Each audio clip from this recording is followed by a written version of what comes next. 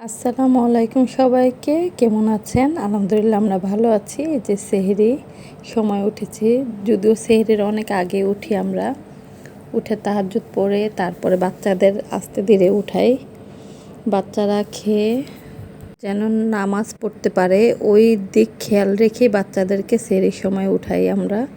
এই যে দেখুন, আগে যখন তাহাজ্জুদ পড়তে উঠতাম তখন চারপাশে অন্ধকার থাকতো, আর এখন দেখুন সব ঘরে আলো সেহরির জন্য উঠেছে। এত ভালো লাগে দেখতে, মানে প্রতিটা বিল্ডিংয়ে হয়তো 3টা 4টা প্রত্যেকটা ফ্লোরেই 1টা 2টা করে লাইট জ্বালানো থাকে, দেখতে ভালো লাগে। এই যে আয়ানকে উঠিয়েছে, তাকে ওকে ওর বাবা খাওয়াই দিতেছে, কারণ আমি তখন নামাজ পড়তেছিলাম, আবার সময় কম, তাই ওকে খাওয়াই দিতেছে ঘুম থেকে উঠায়া। এই যে ওকে বলতেছি আমার দিকে তাকাও, আমি সালাম ফিরিয়ে বলতেছি তোমাকে কি রোজা রাখবে তুমি? বলতেছে হ্যাঁ রাখবো। আলহামদুলিল্লাহ আমার 2টা বাচ্চাই রোজা রাখতে পারে। আর এই যে তাহাজ্জুদ নামাজ পড়ে এখন আমি একটু আমার সেহরি খেয়ে নিব, তাই আমি এখানে এসে দেখি অদ্রিও খাবার খাচ্ছে। বলতেছে অদ্রি তোর মাথার উপরে কি সুন্দর একটা আলো পড়ছে। সে বলতেছে বিরক্ত করো না মা, আগে আমি খায় নিই। তা আমি এখন এই যে খেজুর আর বাদাম খাবো, তারপরে প্রচুর এবং পর্যাপ্ত পরিমাণে পানি খাবো। সেহরিতে ভারী খাবার খেতে পারি না, অনেক বছর হবে। বিয়ের আগে মা ঘুম থেকে উঠিয়ে 1 কাপে অথবা গ্লাসে করে মা দুধ নিয়ে আসতো বিছানার কাছে, যে একটু হলেও খা। প্রতিটি কাজে মার কথা খুব মনে পড়ে, প্রতিটি কাজে, প্রতিক্ষণে। মা তুমি যেখানেই থাকো আল্লাহ তোমাকে ইনশাল্লাহ ভালোই রাখে।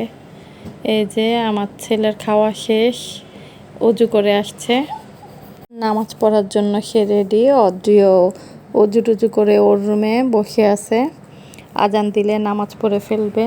তা আমি আয়ানের সাথে দুষ্টুমি করতেছি। রোজা রাখতে তোমার ভালো লাগে? বলে হ্যাঁ ভালো লাগে। কেমন ভালো লাগে? কয় অনেক ভালো লাগে। যে বলতেছে কথাগুলি রাখা যেত, কিন্তু ফ্যানের আওয়াজ ভয়েসগুলো ভালো আসতেছিল না, আর আমার ছেলে খুবই আস্তে আস্তে কথা বলতেছে। সে অজু করে একটু পর আবার দৌড়াইয়া অদ্রিকেও দেখে আসছে যে অদ্রি কী করতেছে। আমি বলতেছি এত দৌড়াদৌড়ি করে না, মাত্রই খাবার খেয়েছো, এক জায়গায় চুপ হয়ে বসো। আমরা সবাই ফজরের আজানের জন্য অপেক্ষা করছি। আজান দিয়েছে, নামাজ পড়ে একটু শুয়ে পড়েছিলাম, ওদের স্কুল আছে তাই উঠে পড়েছে আবার। এই যে সকাল সকাল গোলাপি নয়নতারা শুভেচ্ছা সবাইকে। কি সুন্দর সকাল, রৌদ্র আছে কিন্তু রৌদ্রের তাপটা কম।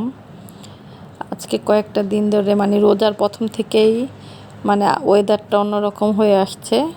তারপরে ওদেরকে স্কুলে দিয়ে বাসায় এনে যাও শুরু হয়েছে, ডিউটিও অনেক বেড়ে গিয়েছে আমার।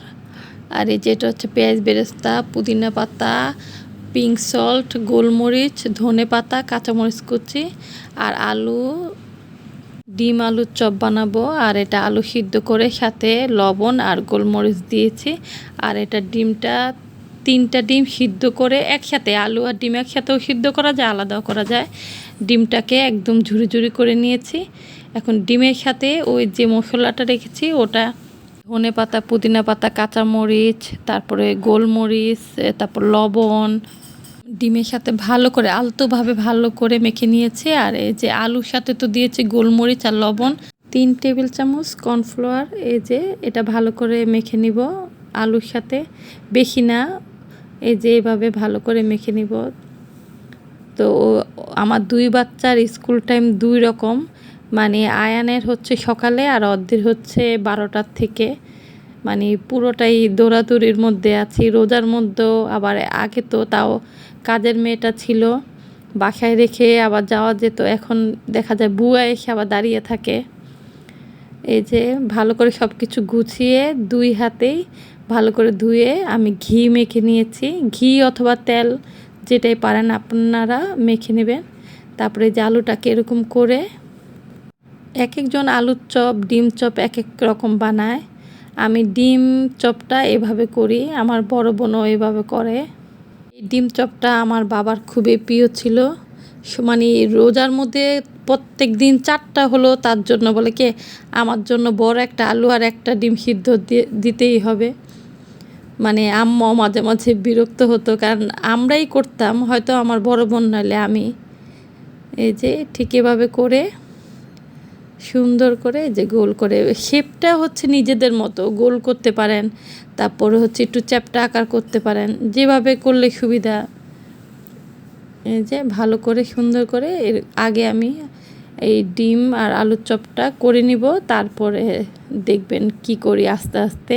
পুরো ভিডিওটি না টেনে দেখুন, যদি ভালো লাগে অবশ্যই জানাবেন যে আপনারা কিভাবে করেন। আপনাদের সুবিধার কারণে আমি আরেকটি করে আপনাদেরকে দেখাচ্ছি।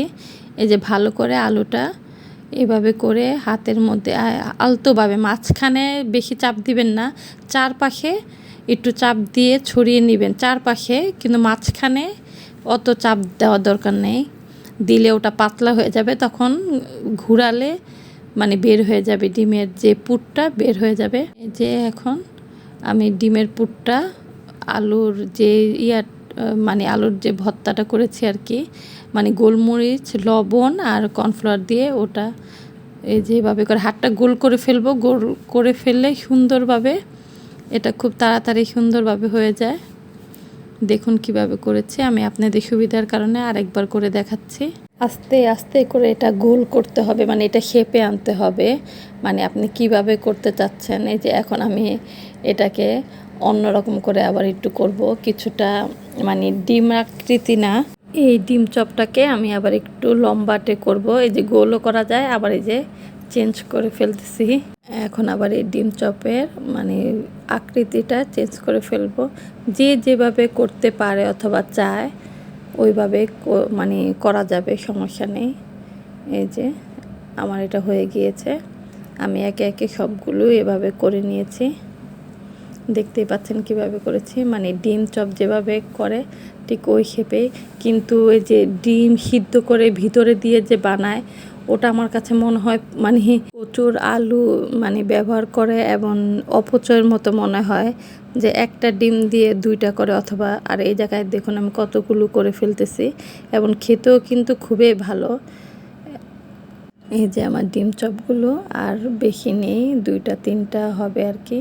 বানাতে সময় লাগলো, খেতে কিন্তু সময় লাগে না। এখন আমি আমার ডিম চপ বানানো শেষ, এখন আমি যে একটা প্লেটে ছড়ানো, একটা প্লেটে অরেঞ্জ কালার ব্রেড গাম নিয়েছি, আর লাগবে একটা ডিম। ডিমটাকে আমি অল্প একটু লবণ দিয়ে ভালো করে ফেটে নিব। ব্রেড গাম 2 কালারের পাওয়া যায়, হোয়াইট এবং এই যে এই অরেঞ্জ কালারটা। যে কয়টা ডিম চপ হয়েছে ওগুলোকে আমি এই যে ভালো করে ডিম আর ব্রেড গামে মানে গড়িয়ে নিব। এই যে ভালো একটু লবণ দিয়েছি ডিমে, ভালো করে ফেটে নিচ্ছে। এটাকে একটা চামচ দিয়ে ভালো করে ফেটে নিলাম। এখন দেখুন কিভাবে দেই। সবাই মোটামুটি কম বেশি সবাই এটা জানে অথবা পারে। এই যে একটা মানে হাত দিলাম না, এখানে হাত দিলে আবার আমি ব্রেড গামটার মধ্যে দিতে গেলে আবার লাগবে, তো একটা চামচ দিয়ে ভালো করে ডিমের মধ্যে ভালো করে ডুবিয়ে ব্রেড গামে মিশিয়ে নিব। এই যে দেখে নিন কীভাবে করছি। এটা আসলে কম বেশি সব গৃহিণীরাই পারে, কিন্তু আমার এটা যদি কোনো নতুন গৃহিণী যারা নতুন সংসার করেছেন অথবা মানে অন্যভাবে ডিম চপটা খেতে চাচ্ছেন, তাদের জন্য মানে শেয়ার করলাম। যদি ভালো লাগে অবশ্যই লাইক, কমেন্ট শেয়ার করবেন ফ্যামিলি এবং ফ্রেন্ডসদের সাথে, সাবস্ক্রাইব করবেন, আর যারা করেছেন তাদেরকে মন থেকে দোয়া। এই যে দেখুন আমি আরেকটাও করে দেখাচ্ছি, ডিমের মধ্যে ভালোভাবে ডিম চপটা ডুবিয়ে তারপরে ব্রেড গামে দিয়ে, তারপর ভালো করে ব্রেড গামের যে গুঁড়াটা পুরাটাতেই ডিম চপে মেশাতে হবে। আমার রেসিপি যদি কারো ভালো লাগে তো অবশ্যই লাইক কমেন্টে জানাবেন। আসলেও এটা মানে হয়তো বলবেন এটা ওকে আবার দেখাতে হয় নাকি, কারণ এখানে অনেকেই আছে বিভিন্ন রকম করে, এক একজনের সিস্টেম এক এক রকম, তাই আমিও আপনাদের সাথে আমার ডিম চপটা শেয়ার করলাম। এখন ডিপ ফ্রিজে রেখে দিব। আর এই যে বুটের ডাল, চটপটির ডাল, খেসারির ডাল, আর এই বেসনটা আমার ফুপা, ছোট ফুপা দিয়েছে। যতই বাবার বাড়ির থেকে বেসন, তারপরে ডাল, বুট দিক না কেন, বেসনটা ছোট ফুপা সবসময় দেয় আমাকে। আর এই যে এই ডালটা ছোলার ডাল, ভালো করে বেছে রোদে দিয়ে এখন রেখে দিব। আর ওটা চটপটির ডাল, আর এটা খেসারি, আর মশারিটাও রেখে দিয়েছি গুছিয়ে।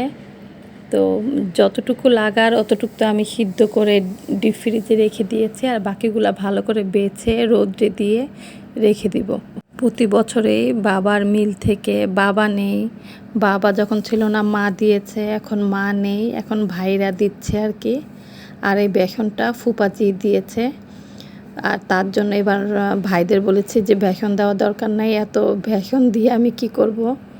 তাই এবার আর ওদের থেকে ওরা বেসন দেয়নি, কেন ফুপাই 5 কেজির মতো আমাকে দিয়েছে বেসন। প্রত্যেক বছরে 5 কেজি করে দেয় ফুপার নিজের মিলে ভাঙানো বেসন, আরও কি কি জানি দেয়, অনেক কিছুই দেয়। খুব ভালো বেসনটা। ধন্যবাদ ফুপাকে, আর ভাইদেরও ধন্যবাদ। বাবার মিল থেকে বাবা মা নেই, কিন্তু ঠিকই ওরা দিয়ে যাচ্ছে আমাদের বোনদের। আর এই যে ডিপ ফ্রিজ থেকে ডিম চপ বের করে এখন একটা বক্সে রেখে দিব। ডিপ ফ্রিজেই বক্সে রেখে আবার ওটা ডিপ ফ্রিজে রাখতে হবে। যখন খাবেন 5 মিনিট আগে বের করে, অথবা বের করে 1-2 সেকেন্ড ওভেনে দিয়ে তারপরে ভেজে নিলে হয়। আর এই যে আমি পেঁয়াজু ভাজতেছি, ইফতারির টাইম হয়ে আসছে। ইফতারি এক একজনকে এক এক ডিপার্টমেন্ট দিয়েছি। অদ্রি শরবত করতেছে, ওর বাবা ফল টল কাটতেছে, আর আমি রান্নাঘরে ভাজা পোড়া তারপরে এগুলি করতেছি। তো এই যে আমি বেগুনিটা চিকন করে কেটে লবণ দিয়ে, আর লবণ একটা অল্প একটু পানির মধ্যে লবণ দিয়ে বেগুনটা আমি ডুবিয়ে রাখি, তারপরে আমি ভেজে নিই। রমজানে যতই বলি ভাজা পোড়া খাওয়া ভালো না, সবই বুঝি, কিন্তু এটা ছাড়া তো ইফতারি করাটাও মানে ভালো লাগে না। এই যে আমি বেগুনিটা একে একে ভেজে নিচ্ছি। আমার পেঁয়াজও ভাজা শেষ, বুটও হয়ে গিয়েছে। আর এই যে বেসনের মধ্যে ডুবিয়ে বেগুনি দিয়ে দিচ্ছি। কেউ আবার ভাববেন না মিষ্টি কুমড়া, এটা কিন্তু সত্যিকারের বেগুন। এই যে বেগুন ভাজা হয়ে গিয়েছে, আর শরবত করেছি 3 রকম না 2 রকম, আর একটা তো ডাবের পানি তো আল্লাহর দেওয়া। আর এটা হচ্ছে আমি গত বছরের পাকা আম কেটে ফ্রিজে রেখে দিয়েছি রমজানের জন্য। এই যে রমজান মাসে বের করে শরবত বানিয়ে খাই, একদম বোঝা যায় না। আর শরবত করেছি রুহ আফজা দিয়ে, লেবু দিয়ে। আয়ান ওটা খাবে বলতেছে। আর এই যে আর আমরা একবারে মেখে খাই, অদ্রির বাবা তার ভাজা পোড়া খাবে না। এই যে সুন্দর করে গুছিয়ে নিয়েছি। গোছাতে ভালোই লাগে, খেতে আরও ভালো লাগে।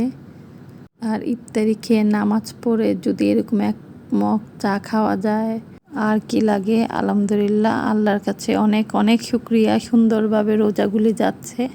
আমার ব্লগটি যদি ভালো লাগে অবশ্যই লাইক, কমেন্ট ও শেয়ার করবেন। আজকের ব্লগটি এ পর্যন্তই থাকলো।